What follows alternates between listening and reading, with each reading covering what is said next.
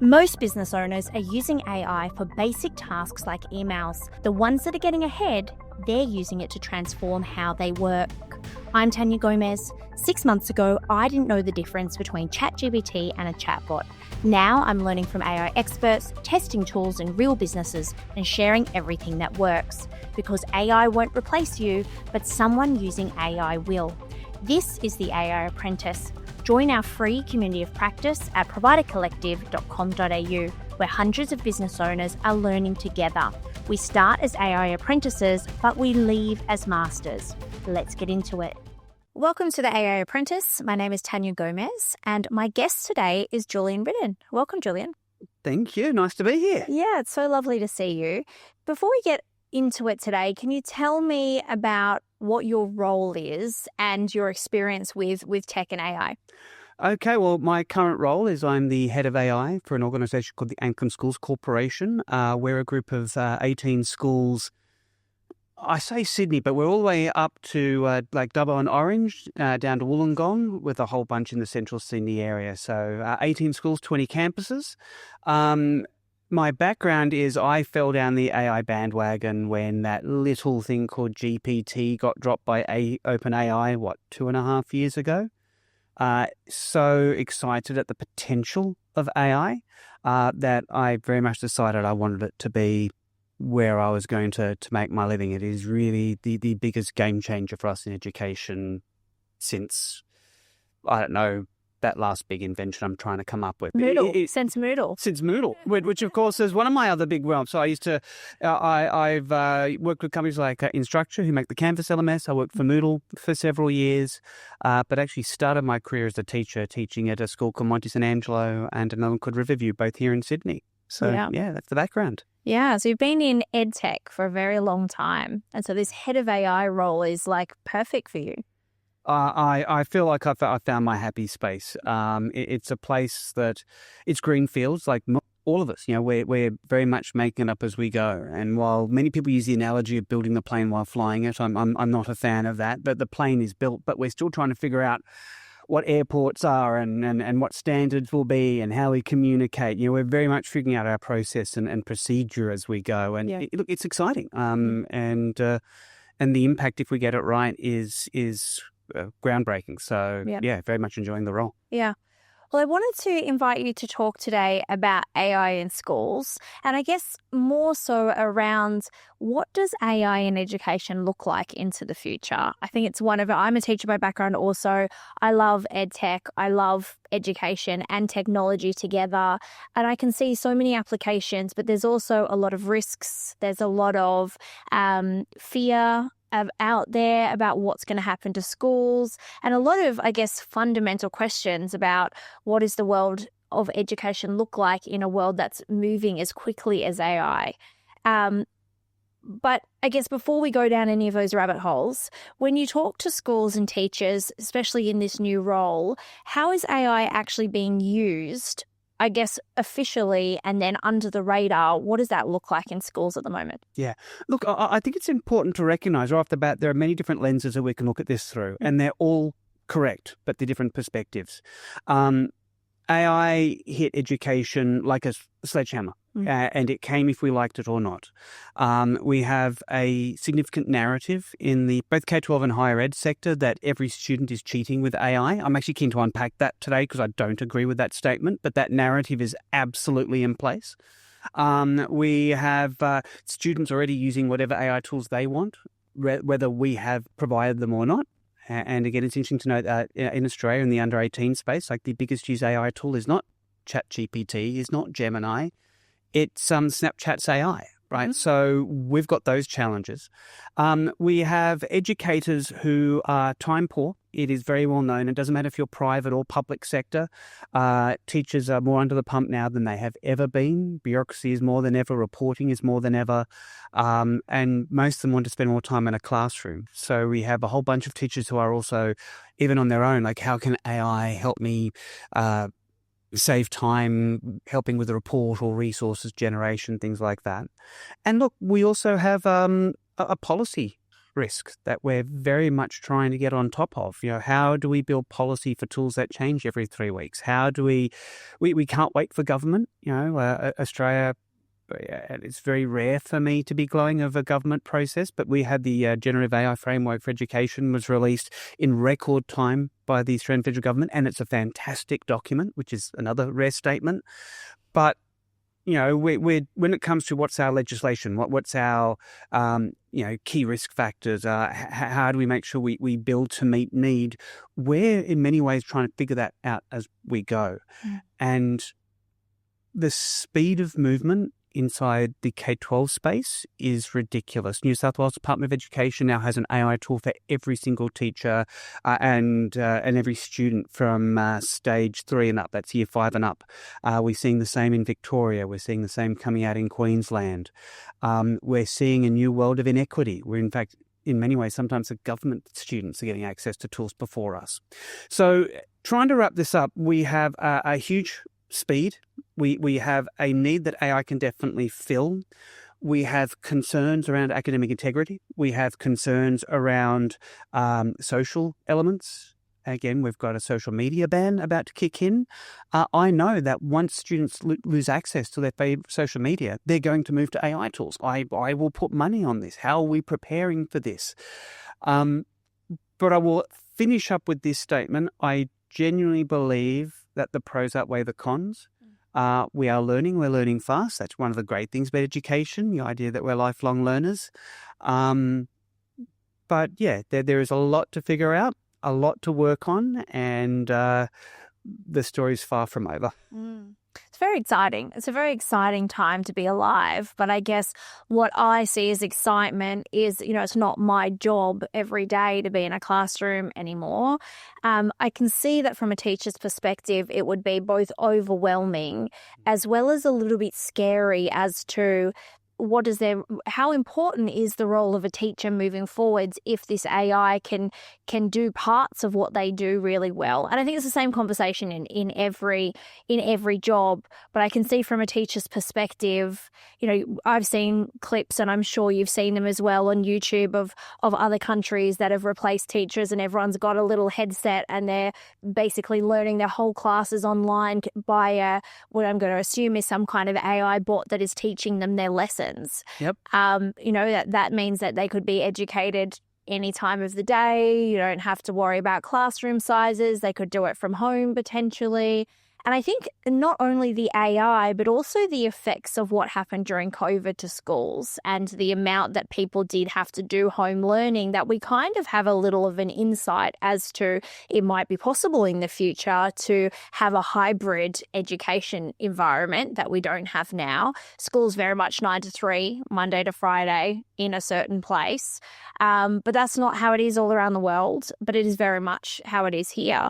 So there's lots of risks. And I can see from a teacher's perspective that they're so busy being teachers and fulfilling their jobs that even having to think about the future and what might be different seems quite scary and overwhelming. Look, I may be accused of bias here, but I do genuinely believe that the teacher's role is not under threat. And I'll unpack that because are tutors under threat? Absolutely. The role of tutoring is so much up in the air, especially with AI that can personalize and differentiate.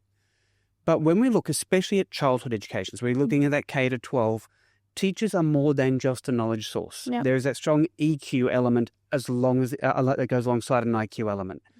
Be it way back in the 70s when tapes got released, we said, we don't have to go to schools anymore. We can send tapes out. People can put their headsets on and listen and learn. Or we can send textbooks out. Or the early days of e-learning, we can now do all our learning on Moodle. Yeah. We have found that humans as a whole still need interaction. And so we've always been evolving the technology towards how can I bring the human more back into it, and that might be Zoom or it might be discussion forums, all these different things that we've had. So do I believe that a teacher's role, and I use that word very intently, is under threat by AI? No, I don't. I think there is a very strong component of what we do as educators that requires that. Can an AI significantly augment an educator? Yes. Can an AI potentially replace? No.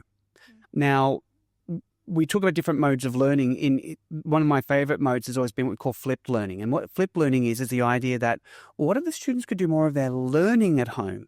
So that when they come to the classroom, it's about contextualization, rationalization, talking it out, going deeper.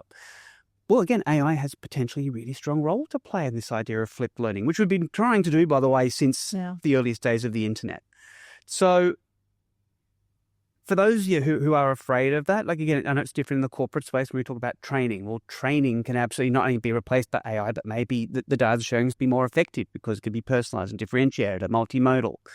But no, for us in the school sector, it's a bit different. But tutoring, I would hate to be investing in a tutoring company right now. Yeah. Only because, that world of, oh no, this is a role that's purely dedicated on just getting information out to that user, and it's not necessarily a high EQ focus. Yeah. I'm not saying it's immune to it, but I think that's where we're going to see certainly a huge shift. I think also the other part of it is that parents do also still need somewhere for their children to go so that they can work and do those things as well. So I think you're always going to have a location. So I don't think that children being at home all the time, I think COVID told us that was really hard. I'm having a flashback. There was a CEO, I forgot which company he's from, so I'm not going to name, but he just said, schools have a purpose. They're the free babysitting. Oh, you've never seen the calamity rise so quick. No, look, there is more to it, but look, yes, schools have more than one purpose. But also if we, kind of use that to segue a little bit, for me, when people say, like, what's the purpose of a school? And the simplest form of that answer I have is the role of a school is to prepare students for their next step. Yeah. Now, what that next step has changed over the years. The next step was, to go into a factory, back in the Industrial Revolution, schools' roles to get people ready. Or it might be at the role of a school and the HSE is getting ready for university. Yeah.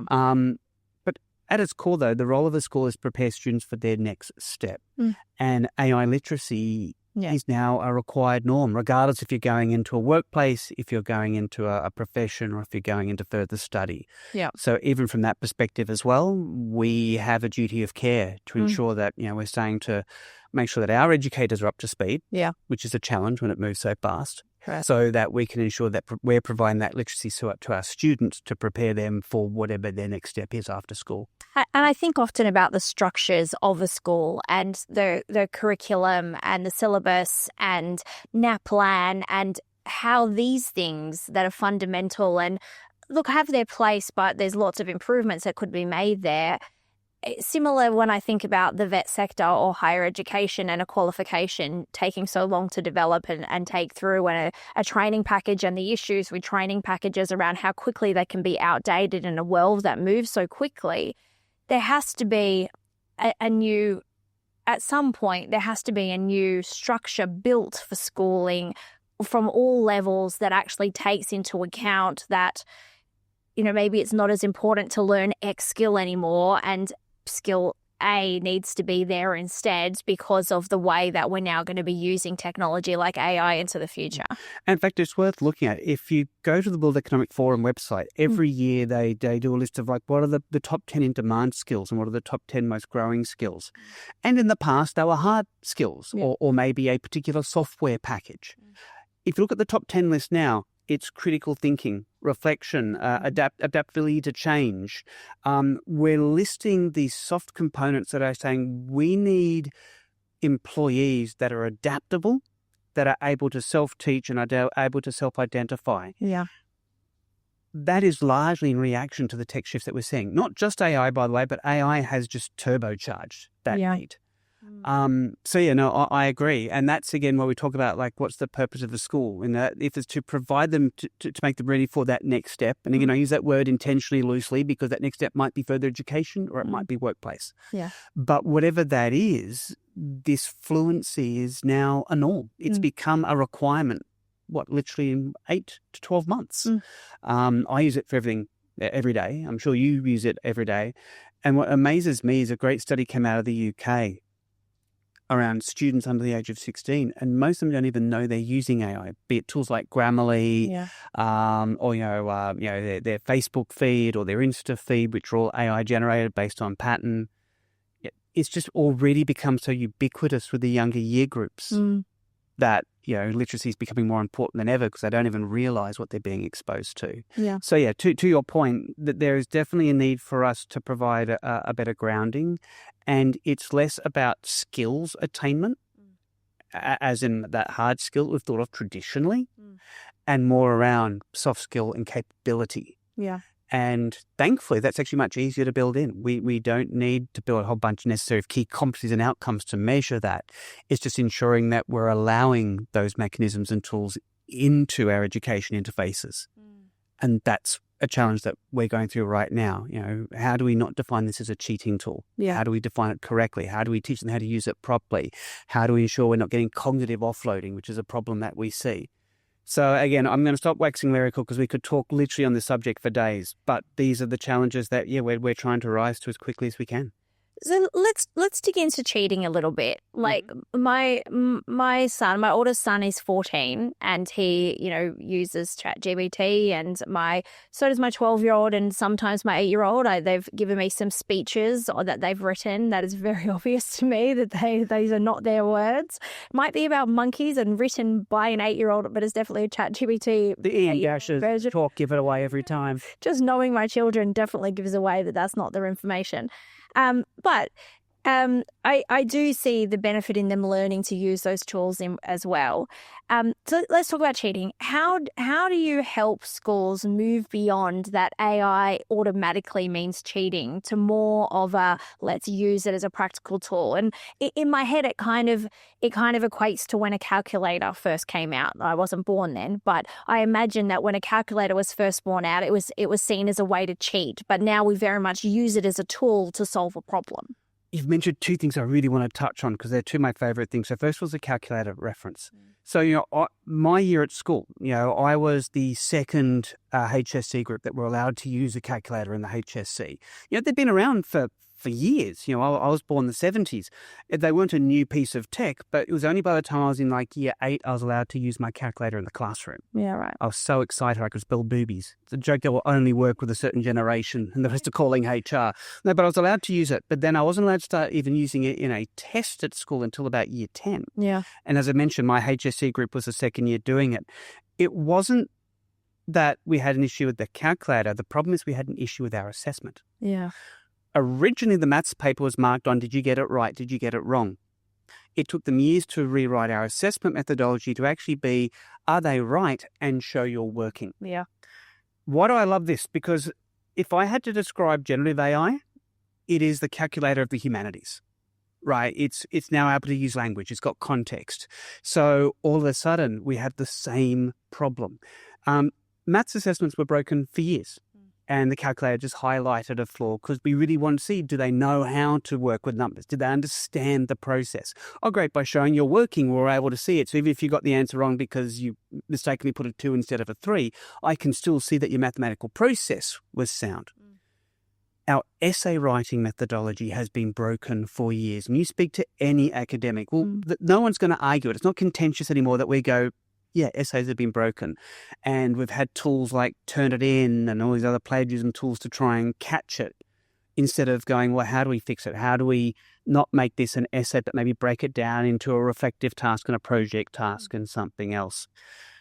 Just like a calculator shone a spotlight on the issue of the mathematics, Gen AI has shone a spotlight through a magnifying glass, through another magnifying glass onto the issue, and it's now caught fire. So we're trying quickly to come to that.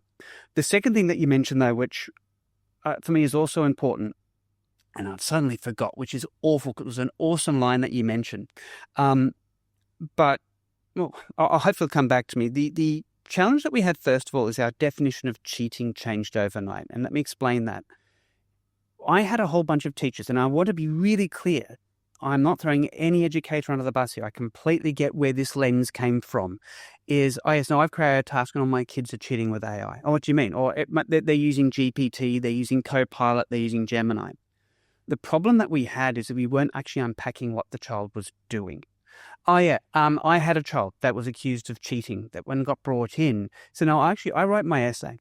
And I took my essay and I uploaded it into GPT, and I also gave it the NESA outcomes, and I got to give me feedback on what am I missing.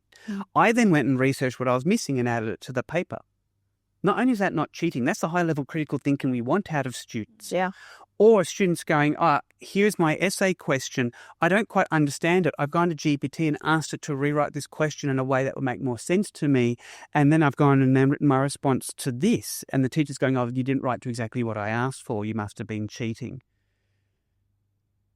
If they're going to an AI and they're asking an answer and they're copying and pasting a response across, that's cheating. We've had plagiarism. It's covered by plagiarism.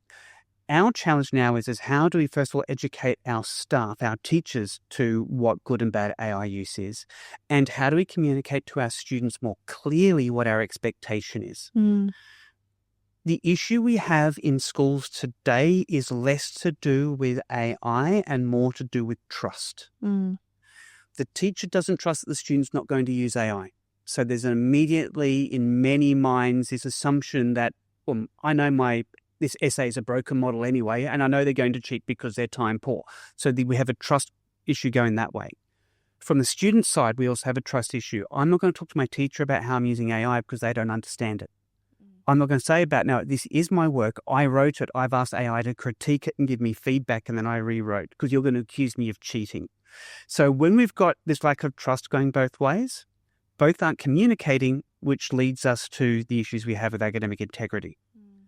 Our way of fixing that is by building things like processes, a name that'll be very well known to anybody who works in education, and AI is Leon Furs, who has created this thing called the AI assessment scale. It's not a perfect scale. It's not meant to be perfect, but it's an idea of how, when I build an assessment, can I clearly articulate what you're allowed to do here? This task is no AI. No way. Not in any shape or form can you use it. Here, you're allowed to use it to do research, but not anything else. Well, here you're allowed to use it for research and to validate your work, but you must write it, right? Once we start having set scales and set process, and this goes for higher ed, this goes for vocational, is we get the trust back that allows us to invigilate them correctly.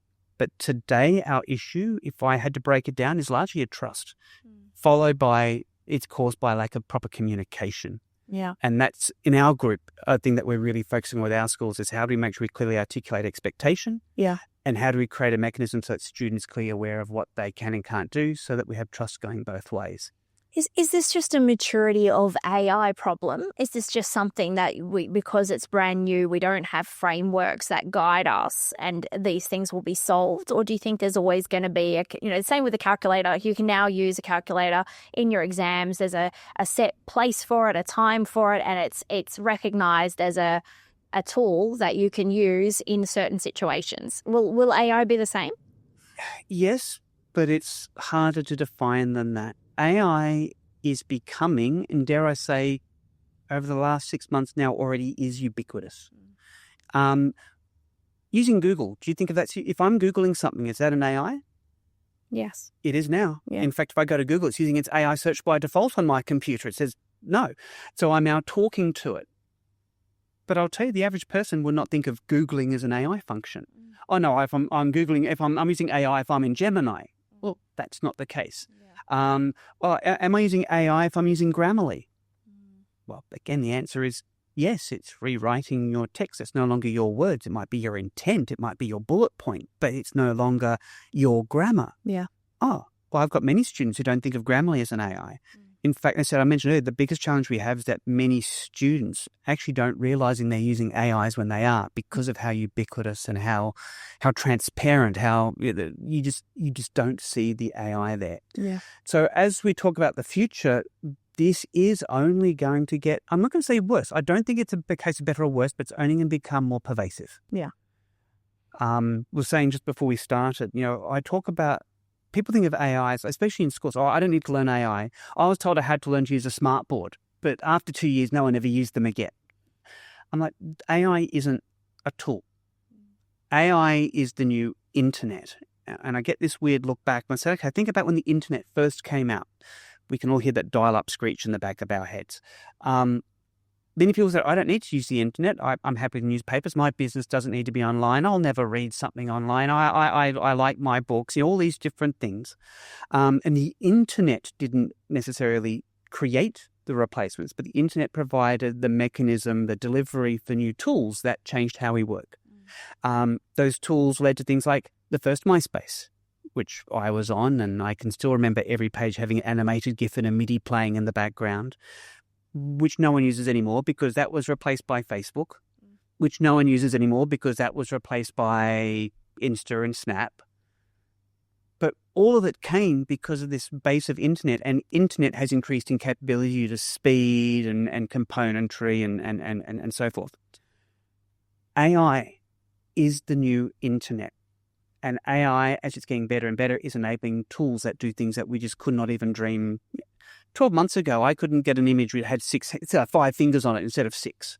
Now I'm in Nano Banana generating the most incredible infographics with text and stable characters without any technical know-how. Yeah. So the tools are constantly increasing as AI's capacity. So again, why I wax lyrical in response to your question is AI is a new norm. It is not going anywhere. It's going to continue to evolve as society and industry takes it where they want to take it. The tools will change. And they're going to come and they're going to go. I try and not say you must use tool X because tool X could be replaced by tool Y in 3 months' time.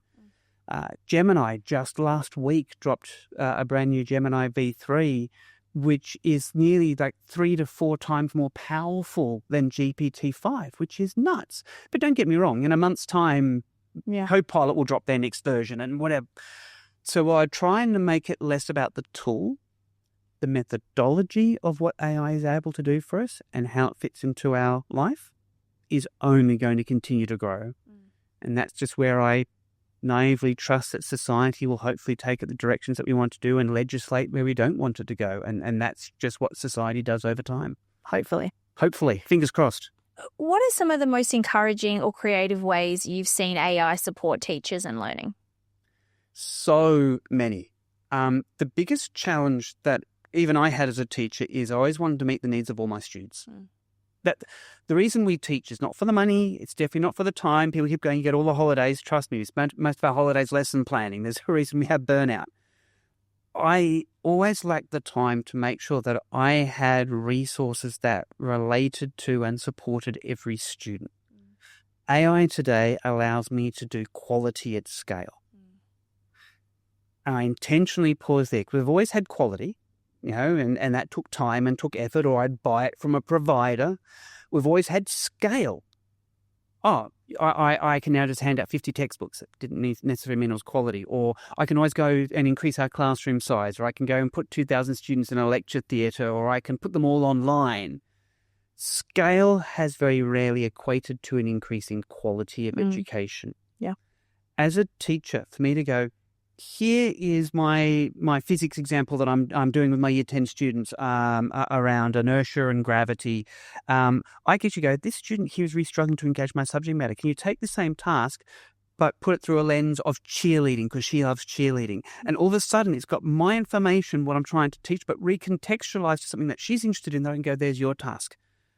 It's taken me 5 seconds to run through an AI, maybe another minute and a half for me to check it because we always teach that AI can't be trusted. It hallucinates, it makes mistakes. But it would have taken me an hour to create this from scratch, or maybe 10 minutes to me now to go through and to have an AI. And we're already seeing this happening on a more automated basis with chatbots, things like New South Wales EdChat, or Victoria has EduChat, and Queensland has theirs, and I always forget the name. They should have just called it Queensland EduChat to keep to a standard, but they didn't. But what they're doing is, yes, it's a chatbot, but it's a chatbot that learns about the student and is able to start understand where their weaknesses and strengths are and to contextualize automatically.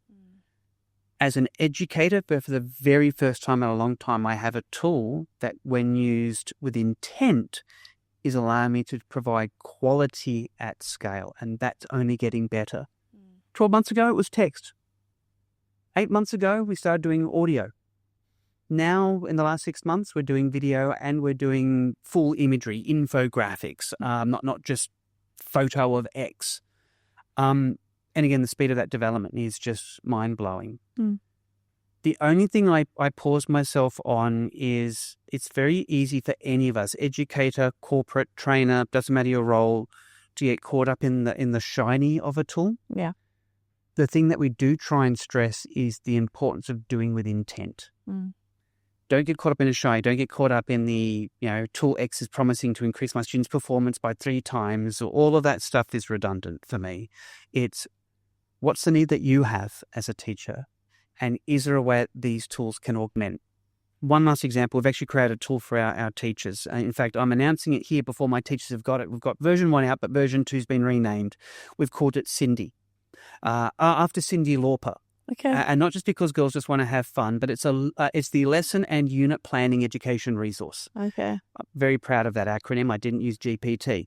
But the reason we built this tool, and phase 1's out now, but phase 2 is going to be released over the Christmas break, is the amount of time it takes teachers to plan lessons and to ensure they meet all the needs of our NESA curriculum in New South Wales, which is similar to if you're using TEXA or ASQA or whatever. They've provided your syllabus that you need to work with.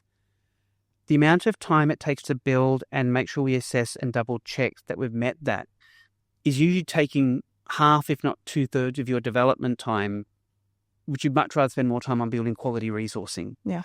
So this tool is an AI that's tied to a NESA syllabus, that's tied to our core values at the Anglican Schools Corporation. The teacher can go, I want to build a lesson on X, or I need to build a unit of work on Y that's going to go over 4 weeks, and I want 2 formative tasks. And literally in 5 minutes, it'll spit out a draft. Again, I'm not saying it ever does a final version, because again, if a teacher replaces themselves with AI, we've got a problem. But it does that first ideation, but it's built for purpose. It knows what they need. It can understand their context.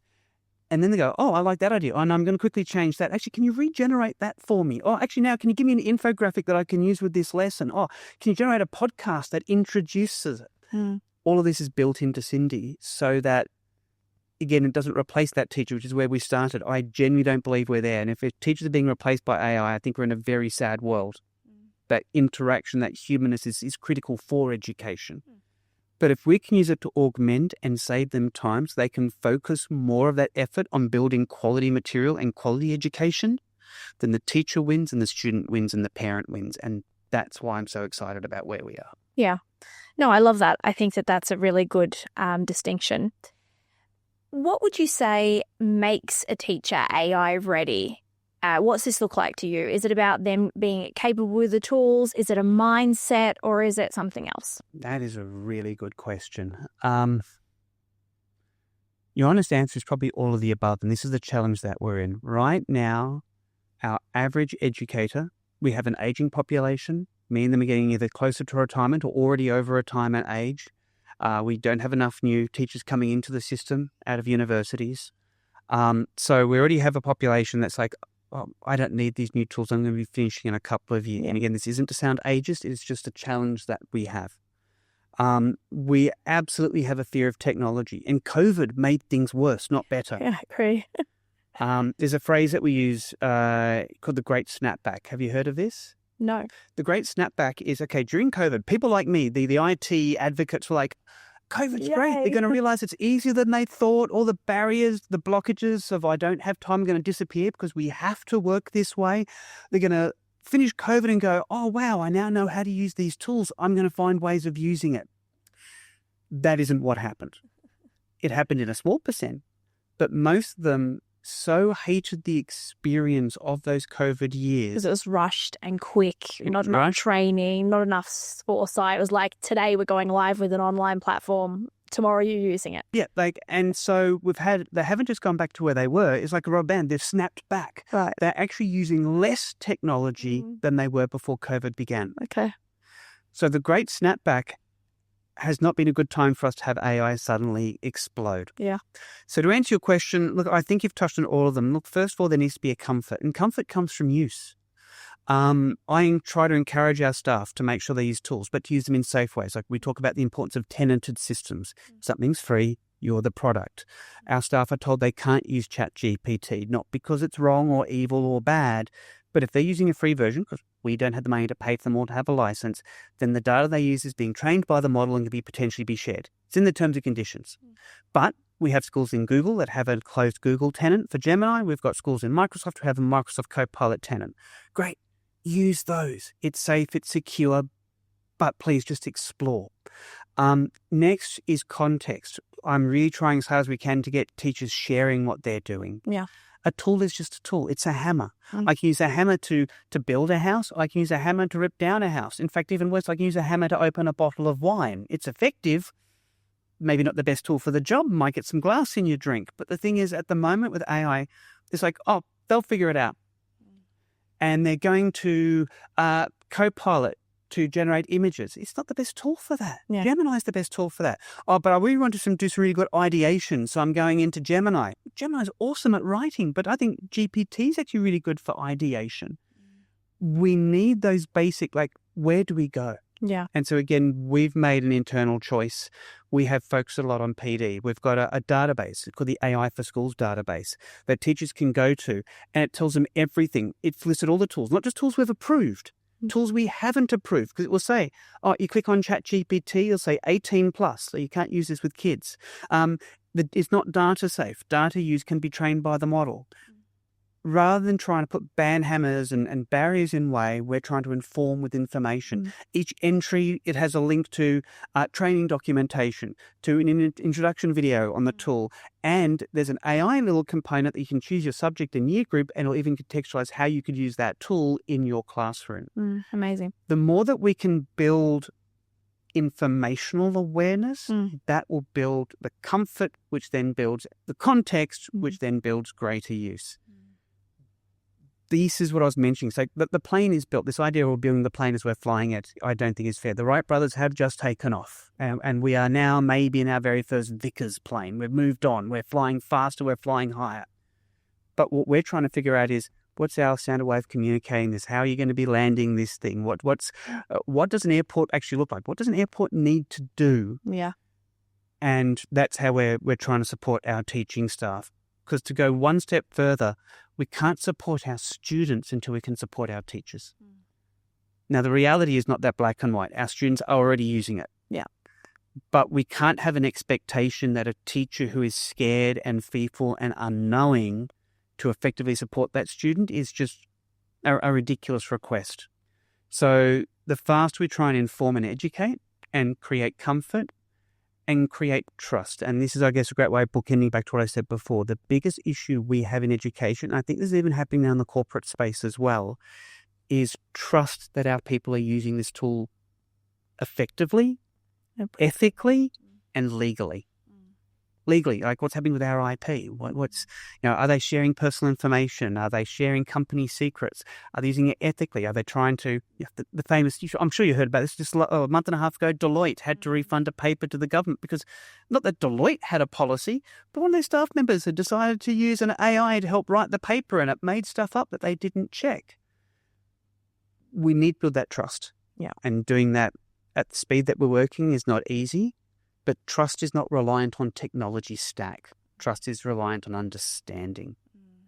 The tech stack will always be our challenge, new tool every shiny week. But if we can build trust and efficacy and knowledge, that certainly has been our approach. And we're seeing early good signs, but I won't pretend we're there yet. Yeah. No, I think it's too early still as well. I mean, as you said, we've got the planes, but we are building the airports. And, you're one of the air hostesses trying to figure out exactly what your job is to police and support and we don't have an FAA yet. So who's setting the rules? Who's setting the regulations? So airport over here says you land on the left-hand side, but airport over here says you land on the right-hand side. So accidents happen. Yeah. It's a stupid analogy that the more you think about it, it actually really pays off. And that's where we are now. Is it'd be great if we had an FAA, but we actually need to know the lay of the land before we start thinking about how we build a regulatory body. Yeah. So right now we have a whole bunch of frameworks, suggestions, standards. Yeah. TEXA has done some fantastic work, but ASQA doesn't even have any AI framework yet. So that's where we need those bodies to start stepping up. But everybody's waiting for somebody else to take the first step. And the beauty we have in the school system is that we do get to move a bit faster. Like, we're certainly faster than universities. I am surprised at the lack of movement in vocational because of, we get so much trouble for saying this, but vocational sector is very much capitalist in nature, as in, look, we need to make money. We are businesses, and we make businesses out of supplying certifications, qualifications. But if I'm not competitive, then company B will steal my lunch. So there's a kind of a capitalist nature to vocation, which I would have thought would have driven change faster. But I actually put vocation behind tertiary. Is it just that there's been so many massive changes with ASQA, and the change fatigue has meant that they're waiting for some framework from ASQA before they invest any money into any kind of innovation around AI? And ASQA, to be fair, are also waiting for legal suggestion and precedent. And they're waiting for federal and state governments to come out so that they know they align. So again, I don't want to throw ASQA under a bus. Yeah. The problem we have is things are moving so fast that you can't wait. Yeah.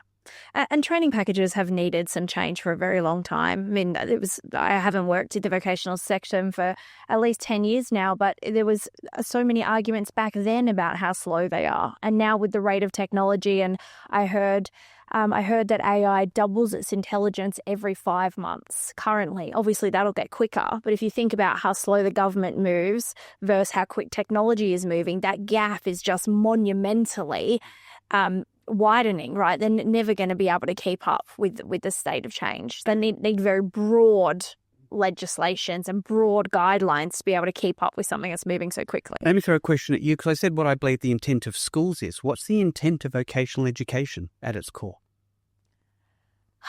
I think it's similar. I think it's getting people, I would have said skills and knowledge to be able to move on to their next thing. So is the workplace now expecting AI literacy? I think so. Absolutely. So vocational needs to. They need respond. to, but how can they when they work to training packages that don't have that included? This is why I'm glad that's not my problem to solve. Now, but this is it. Like, we have a chicken and the egg. Yeah. The tech is moving so fast. The other thing to think about, and again, sorry, I'm a history teacher by background, so analogies come strong with me, but it's really true that the biggest difference between calculator and AI is that a calculator was a technological shift that enabled us to work in different ways. I can now do calculations on this that I can't do in here, and I didn't need a paper and a slide rule. But when we talk about AI as like the calculator for humanities, is it also provided a social social shift that we haven't seen. And the best example of this, things like the Gutenberg press, go way, way back. The Gutenberg press, for those who aren't aware, German invention, was the very first time we had printable, movable type. The idea of basically being able to make books. Before that, it was scrolls, handwritten parchments. You know, my favorite joke of a guy walking up to an abbey and the monk is crying on the desk and a person going, "Sorry, our copier hath broken down." Like, we moved from that to the idea of mass print. The Renaissance could not have happened without the Gutenberg press. But the Gutenberg press did not create the Renaissance. The Renaissance was social freedoms, religious freedoms, wealth inside Italy at the time. Like, a whole bunch of things led to the creation of the Renaissance. But the Gutenberg press allowed for that information to spread. Without the Gutenberg press, the Renaissance would have been a blip in southern Italy. The reason I use this example is AI is the same. It is a technology, but it has literally changed society overnight. It's not something you have a choice about. You can choose personally not to use it and not to trust it, and these are all fair perspectives and lenses. But you also can't go, but I'm going to pretend it doesn't exist. Yeah. It is all pervasive. It is all around. Secondly, AI is not new. Do you know when the very first AI conference was run? I won't make you pick a date. Pick a decade. If you had to say when was the very first AI conference, what decade would you pick? The 90s? Earlier. Really? 70s? Earlier. Really? The very first AI conference, I'm going to get this wrong, I think it was 64, 65, was in Dartmouth, the UK. It was called the Dartmouth AI Conference. Wow. We have not been, AI isn't this new thing. Generative AI is new. This idea of transformers, LLMs, has significantly changed how we work.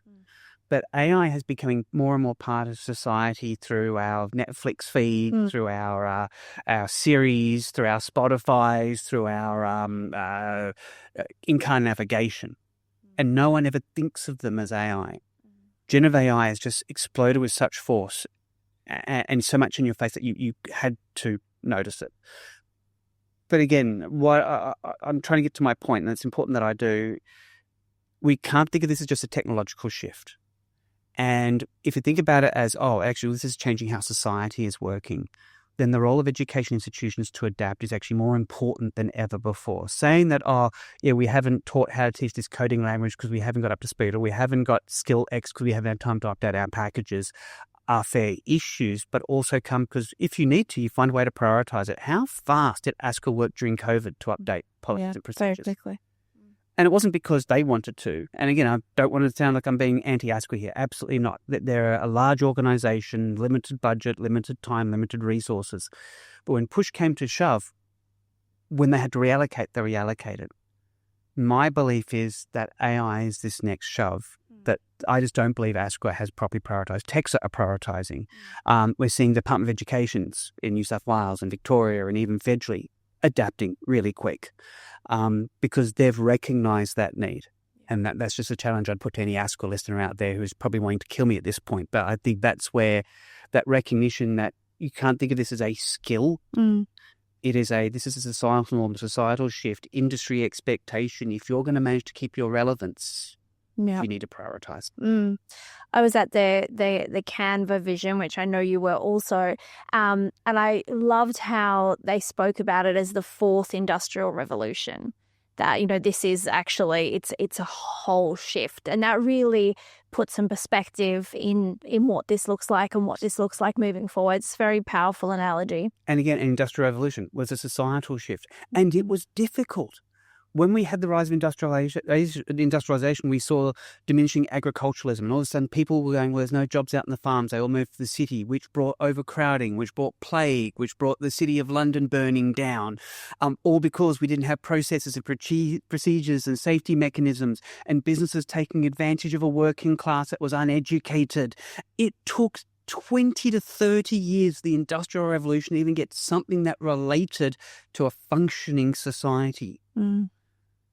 Take that and move it into a 2-year window. Yeah. It's terrifying when you think about it that way. But the thing is, that is the challenge that we face. Are we ready? Are we ready as society? No, but no society is ever, because these changes come unannounced. No one saw the Industrial Revolution coming. No one saw the knowledge age coming when the internet was born. We had to adapt. The problem is that the speed of impact of each of these revolutions is happening faster and faster. Who knows what the next, once we hit AGI, Artificial General Intelligence, there's this awfully named exam that I love called Humanity's Last Exam. It's an exam that is designed that if an AI can pass it, they're able to rationalize and think and be undistinguishable from human, including not just core knowledge base, but capacity, intellect, EQ, IQ. The latest version of Gemini, Gen 3 that dropped last week, is already now at 55%. Where, as you said, the speed of movement, GPT-5, which is an incredibly powerful, was down, I think, like 15%. Yeah, right. So look at that jump in growth and think about what's going to happen in another 5 months when GPT goes, well, actually, we've got GPT-6 that now has taken us to 65. So again, are we ready? No, nobody is. But it's how as a society that we choose to adapt. And this is where I have intended to be where I am, and I'm very lucky to be where I am, is that the education system is critical for preparing humanity for that next step. And we start in kindergarten. We haven't built it yet, but we are already looking at how do we build AI literacy into kindergarten, year 1, year 2.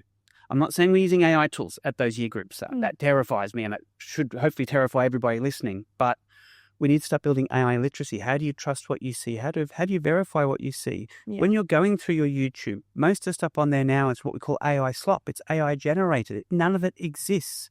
How are we building literacy to understand this in these early year groups? How are we building literacy and what are the right ways of using AI and wrong? People our age, we're still trying to get used to it, but we already need to be thinking about how we educate down there. So to your question, are we ready? No, but no one is ever ready for a revolution.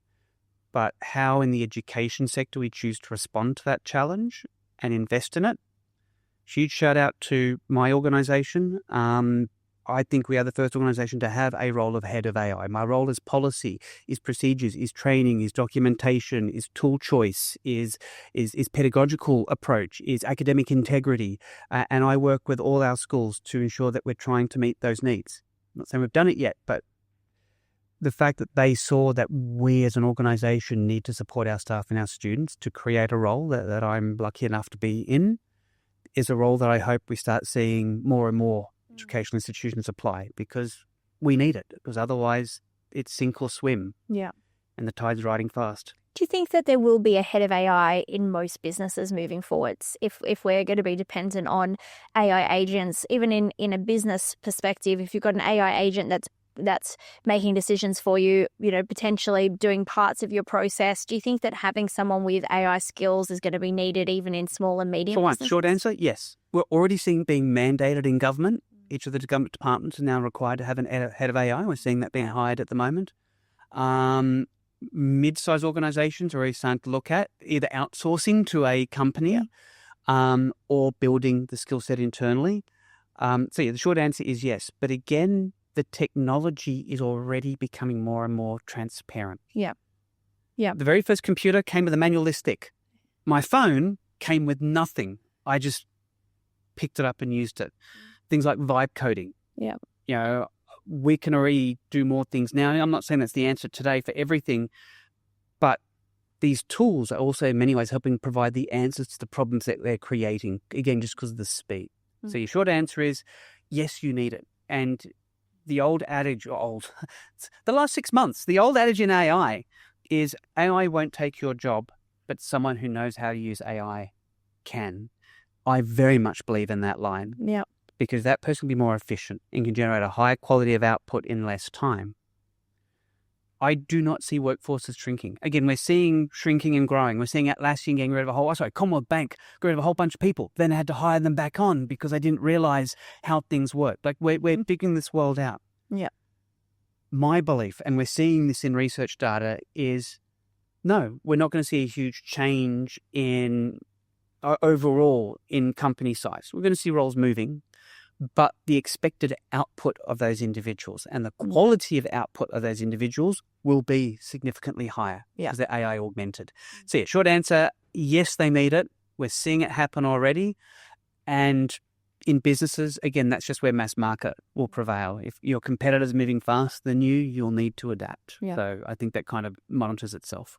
So what about parents? So I have 4 children. Next year I'll have 2 in primary school and 2 in high school.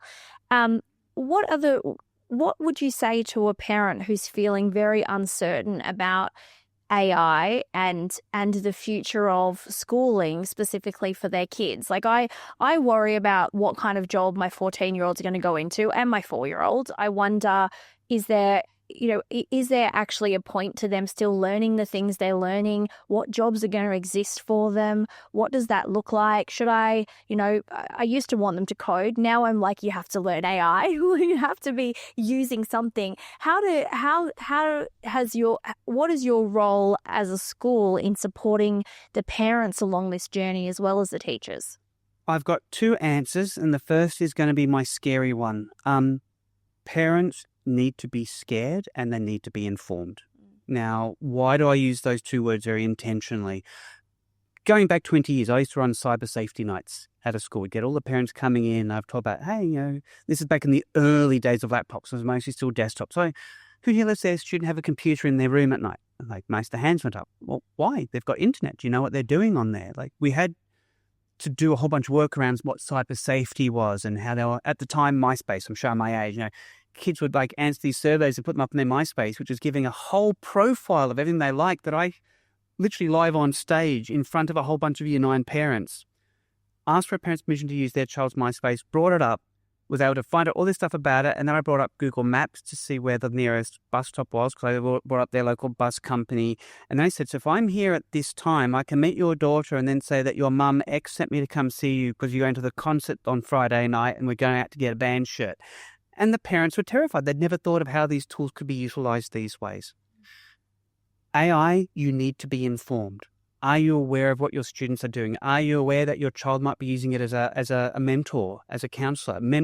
Mental health and well-being is the fastest growth area of AI today. And again, I pause on that. People think it's going to be business, or it's going to be data, or it's going to be image generation. The fastest growing use of AI is wellness. Students feel that they can talk to an AI, not because they think it's a human. In fact, because it's not human, it's not going to judge me. And we have had horror cases coming out of America where a student has committed suicide because of how it interpreted a response from an AI agent. You need to be aware of this, and you need to talk to your students, your child, about it. So that's where I start in the scary. Let me come to the other side, because like all things, it's a double-sided coin. When misused and when not properly understood, it has risks, the same as our hammer did. A student who doesn't know how to use the hammer properly and doesn't wear safety goggles can put an eye out, right? Be informed. But at the same point, school, I believe, is more critical than ever. But you're right. The role of school is always changing. The earliest schools were built on prison models. That's why if you look at any Australian public primary school, we've got A block, B block, C block, more than often built around a concrete quadrangle rectangle with buildings with big iron gates and locks on the outside. Wow. And I'm sure you can picture it. Like, that was your primary school. That will be your child's primary school. They were built on the prison model. Now we've moved on from that, in some ways. We're now teaching, the work of John Hattie came out, the importance of critical thinking, of reflective practice. More and more schools are teaching our students not what to think, but how to think.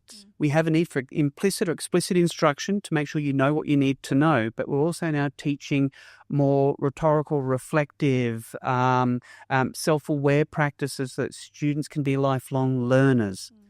The role of a school is not just the facts that they're picking up, but the societal cues and the how to learn that comes at the same time. And more than ever, I think that's more critical and a very strong place. As a parent, I think your role is to make sure that the school you're at meets your expectation. And by the way, your expectation won't just be AI. Is it also as a safe place? Does my child feel they're going to thrive here? Does it meet their personality needs? Can they support my teaching and learning needs? There's a whole bunch of things that go into it. But I certainly suggest that if you're a parent and you're looking at your school, is it providing that basis that my child has what they need to be a lifelong learner? Yeah. If that is in place, then they're safe. I never knew I was going to be ahead of AI. This role literally didn't exist 8 months ago anywhere. And the role now of AI engineers, data trainers, LLM experts, and another 6 months there'll be another dozen roles that we don't know. But as long as our students have that capacity to understand how to identify a knowledge gap and how they can fill that knowledge gap, then that's what I think provides them, a good future. And that, by the way, is what saves the vocational sector. If students are able to go, I don't have school X, I think the role of the vocational system is to be able to pivot faster to provide skills in X. And that's where our micro-credentialing, right? That's where that's meant to save us. Yeah.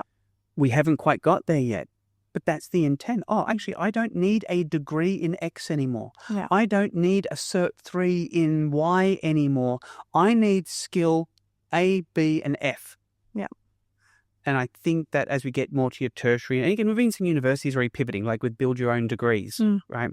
It's more now about the skill attainment so that I can meet the need. And I think that's where education is going to continue to shift. Yeah, I liked your example of hyper-personalization with lesson planning. I think that that's really valuable, and really, especially when you look at, like, even though I'm a teacher, and I wouldn't say that I'm against the school system at all, but I see how antiquated lots of the models are. Schools weren't built for so many people. They weren't built for people in wheelchairs. They weren't built for boys a lot of the time. They weren't, they're very specific in who they cater for, unless they do a lot of work around being more inclusive. And from a special needs, and even just watching my children go through school and watching how they treat different children, I sit there and think there has to be a better model than this. And I'm sure Finland has a better model, right? I haven't looked at it, but I could be pretty sure that they do. But yeah, looking at how you can do that on scale with technology would solve that problem. And I love that you mentioned this, because I know this is a passion for you, and I'm intentionally grabbing my phone because I'm going to just show an example of this that's so obvious when you know about it. what excited me about AI is how it can support inclusion. And it's a double-edged sword because it's good and it's bad. But in the traditional internet, everything was text-based. Yeah. And not every organization has built their systems to be accessible to work with screen readers and so forth. In the AI world, it now is able to understand me. So look, I've just opened up, and again, I'm going to hold it up close to the mic for those who are listening, but ChatGPT, Gemini, Copilot all now have an audio and visual mode. Yeah. I don't have to sit there and type or even dictate. I don't have internet here, so maybe it's not a good time to do it. I'll let you play with it. You can go in, I can press go and say, hey, what am I looking at? Yeah. Oh, great. Can you tell me how I use that? Can you give me an example of how I'd use that in a sentence? Often, I can have a conversation. Yeah. So all of a sudden that's disappeared. English is a distant second language. We have literally just come from Sri Lanka. I can go through as a student and go, can you translate this into my natural language? And it will do it with over 95% accuracy because these are good at language. They're large language model. Yeah. But before I sound like I'm the full advocate, AIs also inherit our biases. It gets its data set from humans. I was just reading a paper last week where if I say explain the concept of photosynthesis to my girls in my class, it's going to give a completely different response than if I said to explain it to the boys in my class. With the girls, it's going to use more flowery language. With the boys, it's going to be more direct. With the girls, it's going to be using more examples of things like they did. I try to remember where the study came out of. If I find it, I'll send you a link we can add to notes. But like it was giving examples of home use or, jobs tied like nursing, that the female, please note for those listening, big inverted commas when I did that, air quotes, female jobs. Yeah. And with boys, it's like, contextualize it. It's rocket ships and it's spaceman and it's robots. So we are not there. Yeah. But the ability for AI to differentiate and to hyper-personalize is a huge thing for us in education as long as we do it with intent and purpose. I finish up. This is the second point I was going to mention earlier. The other challenge that we have, and we say it in schools, but this is also the same in universities, vocational, is, AI is making us dumber. I hate this perspective. AI is making us dumber because people aren't thinking anymore. They're just going to a chatbot and asking a question. The reason I hate it is, could it be true? Absolutely. You could ask me a question, I could just ask GPT and I could parrot you back the answer, and there's a good chance I'd be wrong. Or I need to write an email out to our customer base. I get GPT to write the email and I paste it. How many emails do you get that are written by an AI? Yeah, lots. But how do you know that? Because I can tell. Right? So people are going, I can replace me with an AI. I'm finding out very quickly, actually, at least today, no. Yeah. But can I use AI to make me smarter and make me capable of more? Absolutely. And again, this is back to the literacy point. Yeah. Gemini from Google has my favorite feature called guided learning. As a student, I can go into Gemini, I turn on guided learning. It's not a Socratic tutor. It's better than that. And go, I'm struggling with the concepts of the causes of World War I. And so it will automatically create a quiz for you. Which assassination from which person led to the breakout of war? Which three countries formed the Triple Entente, or whatever it might be? As the student answers those questions, it will identify their skills gap, dynamically generate them a study guide, and then an audio podcast and an infographic. Yeah, amazing. So the student is not offloading the cognitive load. If anything, I'm going, I need to be aware of my knowledge gap and now help me fill that knowledge gap where my teacher is not available to me 24/7. Yeah. And this goes back to business. Deloitte would have not had to refund the national government if that employee had asked a question of their AI and then fact-checked it and verified it. The fact that they wanted to outsource their job led to the problem they were in. Students who want to outsource their learning will not gain skills. But again, we're doing this in our system now. We're providing students, hey, these are the tools that you can use. These are how you can use them effectively. My daughter has just entered year 12. I am making her use AI. It didn't take much for drag, but I'm making her use it effectively. Things like Notebook LM, things such as Gemini guided learning, things like that, so that she's using it to increase her cognitive capability, not diminish. And that's why I said as we opened up, there are so many perspectives to AI, and especially when you go to mass media, about how everybody's going to lose their job. You're only going to lose your job if you allow it to.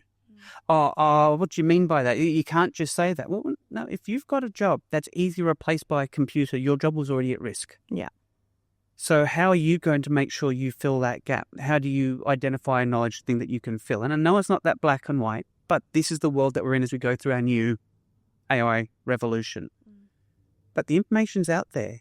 It's your choice to how you choose to adapt, put a head in the sand. And that's, I think, the challenge for all of us, including me, as we're going through this world.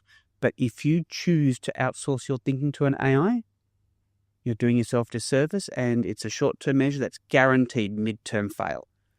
Think of how you can use it to augment you, and the sky's the limit. And I think that's the message that I'm working with our teachers, with our students, with our internal finance teams.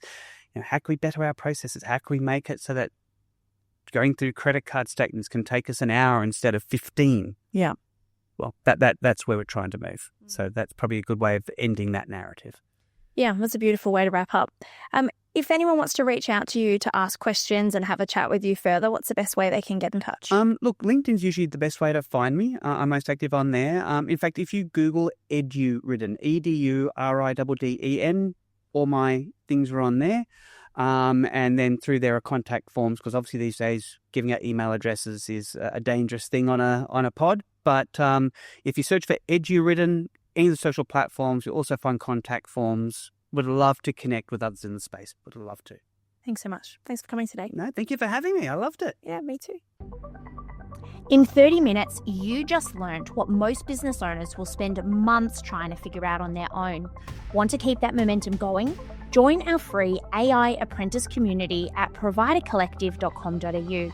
Hundreds of business owners testing tools and sharing real wins. Come and be an AI apprentice with me.